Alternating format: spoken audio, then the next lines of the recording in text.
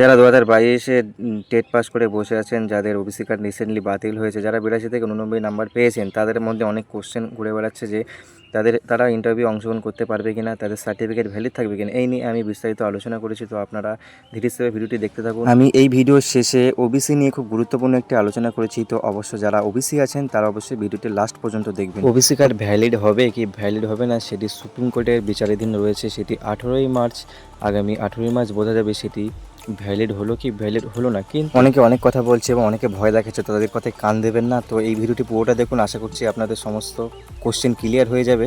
তো অর্ডার কপিতে কী বলা আছে সেটি প্রথম দেখা যাক।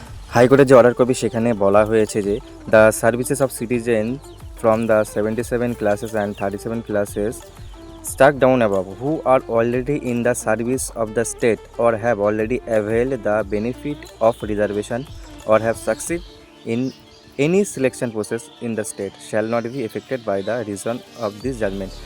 মানে এখানে যে জাজমেন্টে দেওয়া হয়েছিল, যে হাইকোর্টে যে রায় অনুযায়ী বলা হয়েছে এখানে যে যারা অলরেডি বেনিফিট পেয়ে গেছে তাদের কোনো এই রায় তাদের কোনো এফেক্ট পড়বে না। এটি ছিল অর্ডার কপিতে। জানি অনেকে অনেক কথা বলছে, অনেকে ভয় দেখাচ্ছে। তো অর্ডার কপি অনুযায়ী যারা 2022-এ টেট পাস করে বসে আছেন তাদের কোনো সমস্যা হবে না। যদি ওবিসি কার্ড বাতিলও হয়ে যায় তাহলে কোনো সমস্যা হবে না। চলুন এইবার দেখা যায় যে নিউজ পেপারে কী বলা হয়েছিল। হাইকোর্টের রায় অনুযায়ী খবরের কাগজে বা নিউজ পেপারে কী বলা হয়েছিল, ওখানে বলা হয়েছিল 2012 সালের বিধি অনুযায়ী তৈরি সব ওবিসি শংসাপত্র বাতিল। যারা ওই শংসাপত্রের ভিত্তিতে চাকরি পেয়েছেন তাদের চাকরি থাকবে। যারা কোনো পরীক্ষায় পাস করেছেন তাদের উপরেও রায়ের প্রভাব পড়বে না।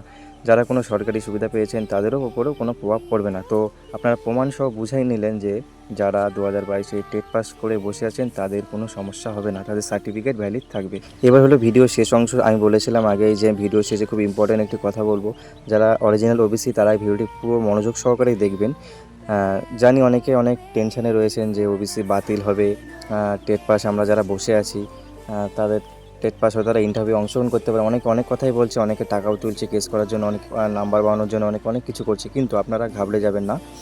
ওবিসি কার্ড আমরা একবার পেয়েছি, তার মানে ওবিসি কার্ড আমাদের সারা জীবনই থাকবে। কারণ হচ্ছে কোনো রাজ্যের মুখ্যমন্ত্রী চাইলেই তারা যে কাউকেই ওবিসি কার্ড দিতে পারে, কিন্তু নির্দিষ্ট সার্ভে অনুযায়ী।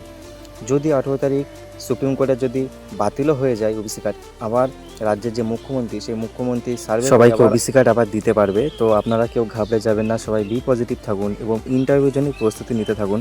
তো আশা করছি ভ্যাকান্সি অনেক থাকবে। তো আপনারা আমার চ্যানেলটি ফলো করতে পারেন। আমি নির্দিষ্ট পার্ট অনুযায়ী আমি ইন্টারভিউ প্রস্তুতির ভিডিও নিয়ে আসছি। তো আপনারা সবাই সাপোর্ট করবেন একটু ও ভিডিওর সঙ্গে যুক্ত থাকুন। কোনো সমস্যা থাকলে আপনারা কমেন্টে জানাবেন।